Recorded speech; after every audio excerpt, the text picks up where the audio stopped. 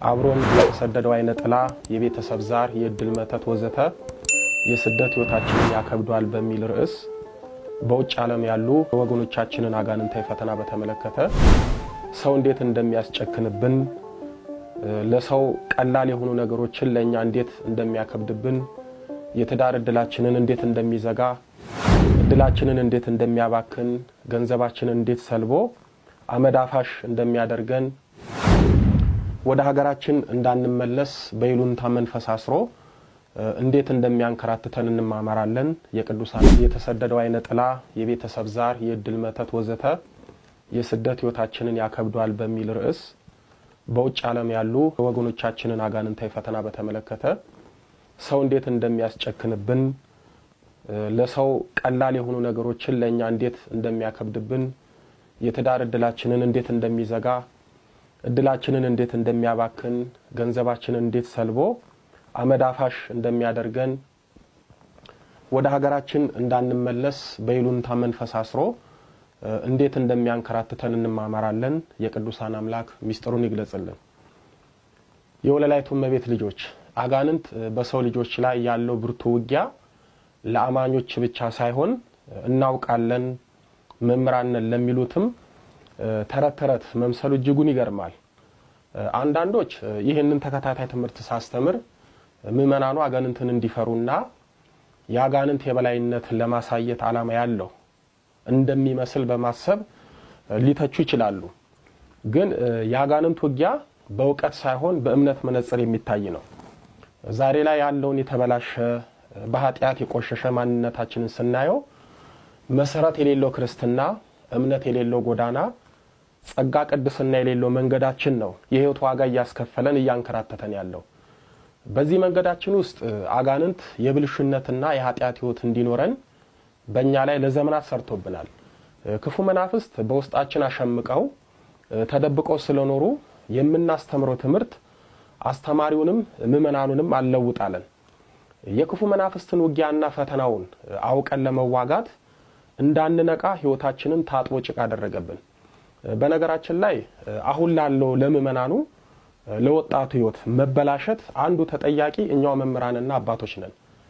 እኛ መምህራንና አባቶች እንደ ቀድሞ አባቶቻችን ያጋንንትን ውጊያና ፈተና ድል እንዴት እንደሚነሳ በህይወታችን እንዴት ጣልቃ እንደሚገባና ህይወታችንን እንዴት እንደሚያበላሽ የትኛው ክፉ መንፈስ የትኛውን ፈተና ያመጣብናል፣ የትኛው ክፉ መንፈስ በህመም ያሰቃየናል፣ እድላችንን ይዘጋል፣ በዝሙት ይፈተነናል የሚለውን የዕለት ተዕለት ያምልኮታችን ምን ይመስላል ምን መምሰል አለበት የሚለውንና የጸሎትና የስግደትን ጥቅምና በክፉ መናፍስት ላይ ያለውን የበላይነት ስላላስተማርን ምእመናኑ በክፉ መናፍስት እየተሰቃየ ይኖራል።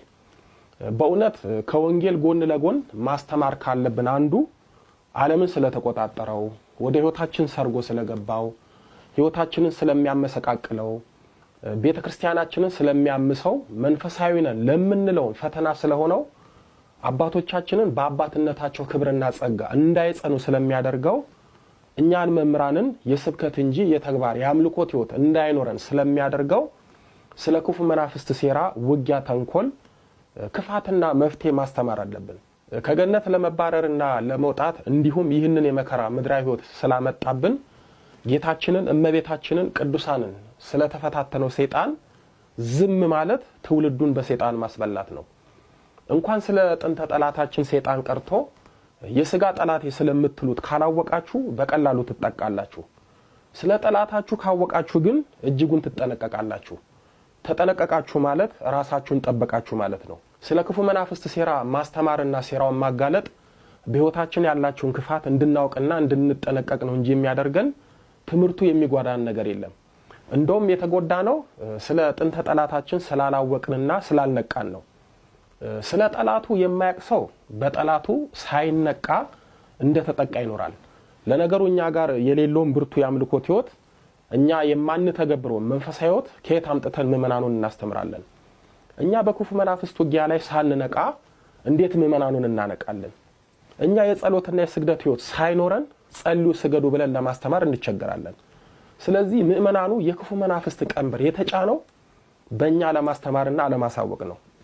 ወደ ትምህርታችን ርዕስ መለስ እስኪ ልብ ብለን ዞር ብለን የኛን ሳይሆን የአባቶቻችንን የእናቶቻችንን ወይም የአያቶቻችንን ህይወት እንመልከት። በአንድም በሌላም ወይም በማወቅም ይሁን ባለማወቅ ከኋላቸው የባዕድ አምልኮ ለምሳሌ ጨሌ፣ አቴቴና ዛር አለ። እነዚህ ክፉ መናፍስት በቀጥታ በቤታችን ከእንስሳት በግና ዶሮ በመልክና በእድሜ እየተመረጠ ሲገበርላቸው ከርመዋል።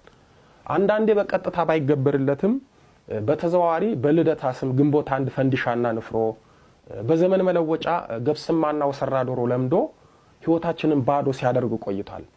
እንዲሁም በምቀኝነት በሰው ምክንያት በቤተሰቦቻችን ላይ የተደረገው የቤተሰብ መተትና በእኛ ላይ የተመተተው የእድል መተት የኛን ግላዊ ህይወት ለእንክርት እንዲሁም ቤተሰብንም እርስ በርስ በማባላት እንድንበታተንና እንዳንተዛዘን አድርጎናል። በእነዚህ ክፉ መናፍስት ከተያዝን ምንም አይነት ነገር ጀምረን ፍጻሜው ላምር ይችላል። የሚገርመው ደግሞ እኛ ከቤተሰባችን አጉል እምነት ጋር ላንገናኝ እንደነሱ ላናመልክ እንችላለን፣ ግን እንደሚያመልኩ እናውቃለን አሊያም እንሰማለን። ቤተሰቦቻችን የሚያመልኩትን የዛር መንፈስ ሊተውና ንስሐ ሊገቡ ይችላሉ፣ ግን እነሱ አጋንንቱን ተውት እንጂ አጋንንቱ እነሱን አልተወም። ደም የለመደ ግብር የለመደ ጫጩትና ጠቦት ቂንጬና ገንፎ የለመደ አጋንንት በአንድ ጊዜ ሲተውት እሱ ላይ ተዋቸው ይችላል። እንኳን አጋንንት ሰው ለወዳጁ ያስለመደውን ነገር ሲያስቀርበት ቅር መሰኘት ብቻ ሳይሆን ሊቀየም ይችላል። የተቀየመ ሰው ደግሞ ቅያሜውም በጥላቻ ብሎም ከኋላ ለመጉዳት ብዙ ይጥራል። በተለይ ጥቅሙን ያስቀረበት ሰው በየትኛውም አጋጣሚ በስውር ሊጎዳው ይችላል። አጋንንትም እንደዛው ነው። ይገብሩለት የነበረውን ያስለመዱትን ነገር ሲያስቀሩበት እሱን ሲተውት፣ በተለይ እሱን እርግፍ አድርገው የተውት ሰዎች የጸሎት ህይወታቸው ደካማና እስከነጭራሹ የጸሎት ህይወት ከሌላቸው አጋንንቱ ባገኘው አጋጣሚ ሁሉ እነሱንና ልጆቻቸውን ሊያጠቃ ይችላል። ሲያጠቃም ማንም ሊያውቅበትና ሊነቃበት በማይችለው መልኩ በስውር ነው። ለምሳሌ ቤተሰብን ሰላም በመንሳት፣ በዓል በመጣ ቁጥር በማናቆር፣ ጤና በመንሳት፣ የጮኝነትና የትዳር ህይወትን በመዝጋት ወይም በማበላሸት፣ ገንዘብ በማባከን፣ በማንከራተት፣ የሥራ ዕድል በማሳጣት፣ ሰው እንዲጠላን እንዲጨክንብን በማድረግ፣ ከሰውና ከራሳችን ጋር እንድንጣላና እንዳንግባባ በማድረግ ወዘተ ይፈትነናል። ወዳጆቼ ዛሬ ቤተሰቦቻችን የዘሩትን እኛ መከራውን ፈተናውን እያጨርነው ነው። የነሱን የባዕድ አምልኮ ዕዳ እኛ በተለያየ ፍዳ እየከፈልን ነው። ቤተሰቦቻችን ከአጋንንት ጋራ በባዕድ አምልኮ የፈጠሩት አንድነት ሲቋረጥ አጋንንቱ በብቀላ የእኛን ህይወት መበጥበጥ ይጀምራል። ልብ ስለማንል ቦታ ስለማንሰጠው እንደ ቀላል ስለምናየው እንጂ ከቤተሰቦቻችን ከአያቶቻችን በባዕድ አምልኮ ውስጥ ያለፉ አሉ። በቅርብ በመናቃቸው ብቻ ሳይሆን በቅድመ አያቶቻችን በኩል አጋንንት አምልኮ አይጠፋም። ከተማ ያሉት እንደተጠበቀ ሆኖ በተለይ በክፍለ ሀገርና በገጠር ያሉ ዘመዶቻችን አብዛኞቹ የዛር አምልኮት አለባቸው ወይም ነበረባቸው። እንደ ቀልድ ለአጋንንቱ ሽፋን እየሰጠን ለህይወታችን መመሰቃቀል እሱ አይደለም እያል ግን የአጋንንቱን የፈተና ገፈት እየጠጣን መከራ እየበላን ነው። ላይ ያለን ሰዎች ወደ ታች ምእመናኑን ወረድ ብለን ብንመለከት ችግራቸውን ብንጋራቸው አጋንንት በሰው ጣልቃ በመግባት ምን ያህል እንደሚያሰቃያቸው እንረዳ ነበር። ዛሬ ጸበል ቦታዎች የተጨናነቁት ከቤታቸው ለጸሎት በወጡት ሳይሆን በአጋንንት ባይነጥላ በቤተሰብ ዛር በእድል መተትና በሌሎችም ክፉ መናፍስት በሚሰቃዩት ነው። የወለላይቱ እመቤት ልጆች በማናቀው በቤተሰባችን በኩል የመጣው አጋንንት ወደኛ ህይወት በመግባት ሰዎች ሊረዱንና ሊያውቁልን በማይችሉት መልኩ ስውር ጦርነት ይከፍቱብናል። እኛም ህይወት ፈተናችን ከራሳችን ችግር አንዳንዴም ከእግዚአብሔር ይመስለናል። ብዙዎቻችን ኑሮን ለማሸነፍ ቤተሰብን ለመርዳት ሻል ያለ ነገር ለማግኘት ወደ ውጭ ሀገር እንሄዳለን። አጋንንት ደግሞ የዓለም ገዢ ስለሆነ በሄድንበት ሀገር እኛን መፈተን አይተውም። እንደውም በስደት ባለንበት ሀገር ፈጣሪ የለም ብለን እስክንክድ ድረስ ፈተና ያጸናብናል። ከአጋንንት ክፉ ጠባይ አንዱ ሰውን ማስመረር ነው። በነገሮች ሁሉ ያስመረናል። በመጨረሻ ራሳችንን ጠልተን እንድናጠፋ ያደርገናል። ብዙዎች በስደት ህይወት ከሀገሩ ፈተና ይልቅ ውስጣቸው ያለው አጋንንት ህይወታቸውን ያከብድባቸዋል። በልጅነታችንና ከጊዜ በኋላ ውስጣችን የገባው አጋንንትና በቤተሰባችን በኩል የመጣው የዛር መንፈስ ግልጽ ውጊያውን የሚጀምረው በክፉ ቀናችን ወቅት ነው። አጋንንቱም በሚያሰሩን ሰዎች እንድንጠላ፣ እንዳንታመን፣ እንደ ሌባ እንድንታይ በማድረግ ይፈትነናል። ገንዘባችን በረከት እንዳይኖረው በዚህ ማመድ አፋሽ ያደርገናል። ሰዎች በቀላሉ የሚያገኙትን ስራ ለኛ እጅጉን ይከብድብናል። ዕውቀትና የሥራ ልምድ ያለን ከሰው በታች ሆነን እንድንሰራ ያደርገናል። በዚህም የመቆርቆዝ ህይወትና ብኩንነትን እንክርትን ያመጣብናል። አንዳንዶቻችንማ አጋንንቱ ገንዘባችንን የሚያወጣበት መንገድ ሲያጣ ደዌ ሆኖኛ ላይ በማደር በሕክምና ገንዘባችንን እንድንጨርስ ያደርገናል። እንመረመራለን፣ በሽታ የለባችሁም እንባላለን። እኛም ባያውቁልን ነው ብለን ሌላ ቦታ እንመረመራለን፣ እዛም ምንም የለባችሁም እንባላለን። ሌሎቻችንም የሌለብን በሽታ አለባችሁ ተብለን ድነን ላንድን ገንዘባችንን እንጨርሳለን።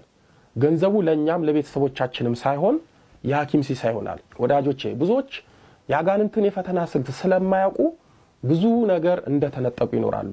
በተለይ ውጭ ሀገር ያሉ ሴቶች ተምሬ ሰርቼ አንድ ነገር ይዤ ቤተሰቦችን ረድቼ ቀይሬ አገባለሁ እያሉ የወጣትነት እድሜያቸው ያልፋል። እነሱም ስኬት የሚሉት ቦታ ሲደርሱ ትዳር ሲፈልጉ አጋንንቱ ደግሞ በተራው የትዳር እድል በመዝጋት የመጣው ወንድ ለቁም ነገር ሳይሆን ለዝሙት ብቻ ያደርግባቸዋል። ለአመታት ለፍተው ሰርተው ተምረው ትዳር ሲይዙ ደግሞ ልጅ አልባ ያደርጋቸዋል። የተጋቡትንም ምንዝርን እንደ ጌጥ እያስቆጠረ ማመንዘርን የመብትና የነጻነት መገለጫ በማስመሰል ለፍቺ ይዳርጋቸዋል። ተጋብተው መለያየት ያልቻሉትን የቤት ውስጥ የፈቃድ ፍቺን በማለማመድ አልጋ አስለይቶ እዛው አፋቶ ያኖራቸዋል። ከውጭ ለሚያቸው ለቤተሰባቸው በሰላም በፍቅር የሚኖሩ ይመስላሉ። ነገር ግን እነሱ ያለ ዳኛ በትዳራቸው ውስጥ ተፋተው ይኖራሉ። ሌሎቹ ደግሞ አልጋ ለይተው በአንድ ቤት ውስጥ ለየብቻቸው በሌላ ክፍል ውስጥ እያደሩ በልባቸው ተፋተው ልጆቻቸውን ለማሳደግ ሲሉ ብቻ ደባል ሆነው ይኖራሉ። ወገኖቼ ስንቶቻችን ከእንደዚህ አይነት ህይወታችን በስተጀርባ ያሉትን በህይወታችን ጣልቃ የገቡትን ክፉ መናፍስት ሴራቸውን አውቀናል። ያለማወቃችን ችግር የህይወታችን ገጽታችንን እንዲሆን አድርጎታል። እኛም ማናውቅ የሚያውቅና የሚያውቅልን ሰው የለም። እኛ መምህራንና አባቶች የክፉ መናፍስትን ውጊያ ለምእመናኑ ባለማሳወቃችን የችግራቸው አንዱ አካል ሆነናል። ለምእመናኑ ባለመፍትሄዎች መሆን ስንችል መፍትሄ አልባዎች ሆነናል። ለምእመናኑ ከክፉ መናፍስት የመፈታት ምክንያት መሆን ስንችል እንደታሰሩ እንዲኖሩ የአንበሳውን ድርሻ ወስደናል። ዛሬ ወንድሞቻችን በክፉ መናፍስት ውጊያ ሲሰቃዩ ስለ ክፉ መናፍስት ውጊያ ማስተማርና መፍትሄ መስጠት ያቃተን በአንድም በሌላ እኛው የነዚህ ክፉ መናፍስት ተጠቂዎች ስለሆንን ነው።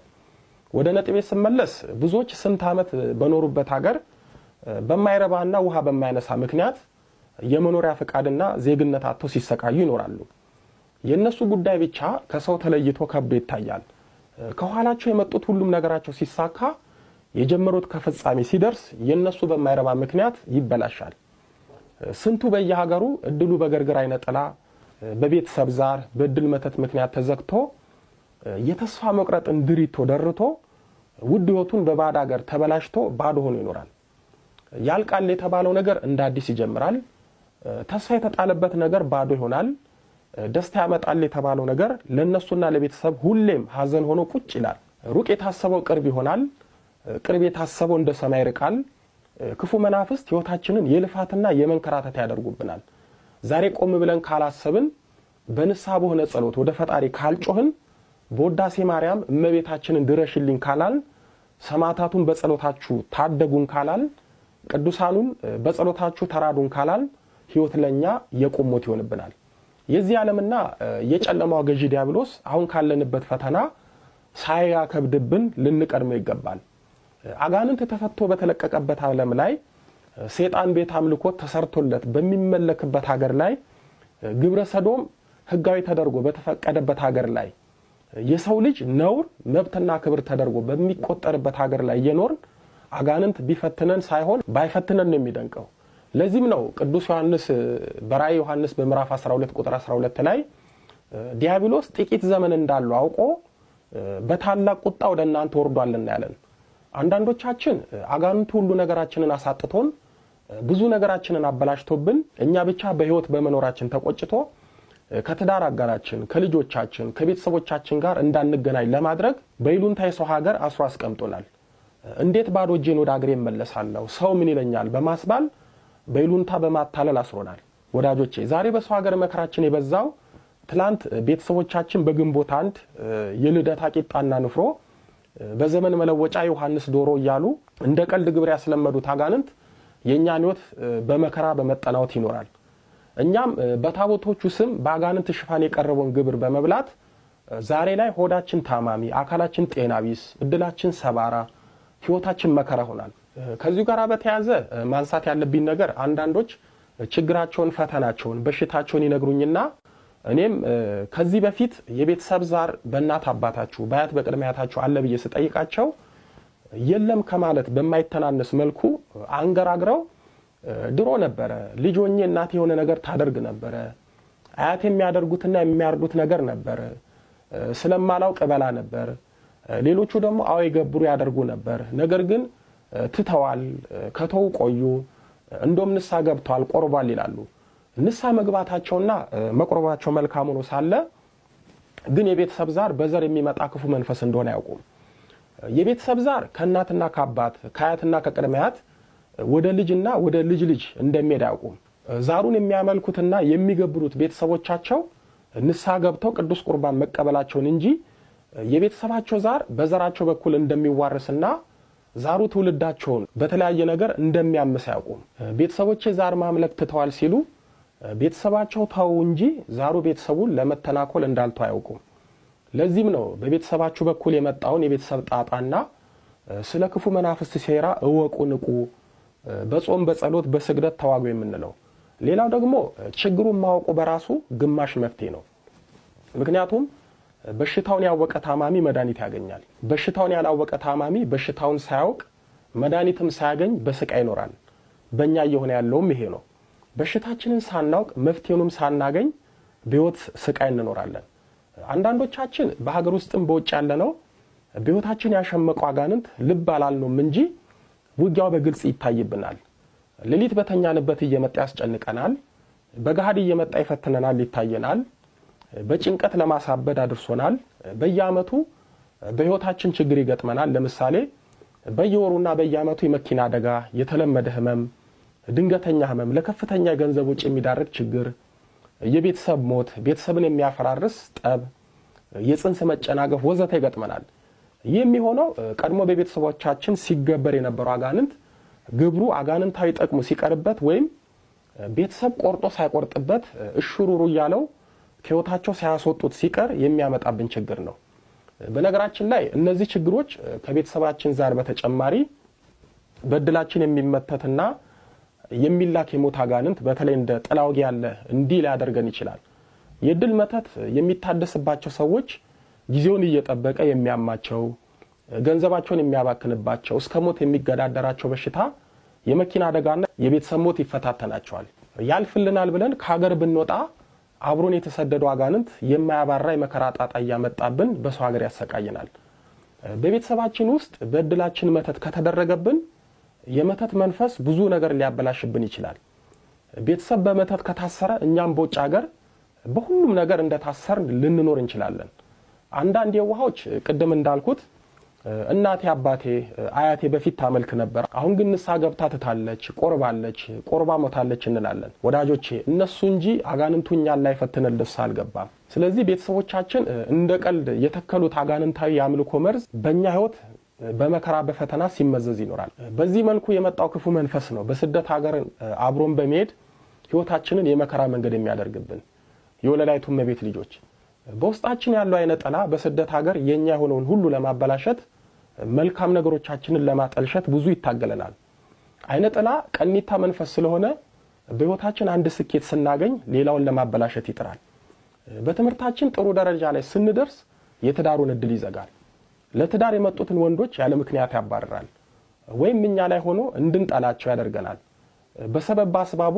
የምናገባበትን የምንወልድበትን የተፈጥሮ ጊዜ በማሳለፍ በከንቱ ጠፍሮ ይዘናል ሌሎችን ደግሞ ባላቸው ስጋዊ ዕውቀትና ክብር በማስመካት ለትዳር የሚመጣውን ሰው በማስናቅ አይመጥናችሁም በማለት ቆሞ ያስቀራቸዋል ዛሬ ለትዳር ምርጫችን እንድንቸገር ያደረገን አጋንንት ነገ የሚመርጠን በማሳጣት የብቸኝነትና የባዶነትን ህይወትን ያስታቅፈናል ዛሬ በስደት ሀገር ያለው አጋንንትና በውስጣችን ያሉት ክፉ መናፍስት በማበር ከድካም በኋላ ያለውን የእንቅልፍ ጊዜያችንን የቅዠት አድርጎብናል ጸሎት እንዳንጸልይ በማናውቅ ምክንያት ይዞናል ወዳጆቼ በዚህ ደረጃና በማናውቅ ምክንያት ህይወታችንን ለሚያመሳቃቅልና ለሚፈትነን አጋንንት መዘናጋት መሰልቸት የሌለበት ትጋት የታከለበት የጸሎት ህይወት ያስፈልገናል በተለይ ከለመርናቸው ጸሎቶች ማለትም ከውዳሴ ማርያም ከሰኔ ጎልጎታ ከአርጋኑን በተጨማሪ ሰይፈ ስላሴ ሰይፈ መለኮትንና ጸሎተ ባርቶስን ማቋረጥ የለብን እነዚህ ጸሎቶች በተጨማሪ እንኳን የኛን ህይወት ሀገር የሚጠበቅበት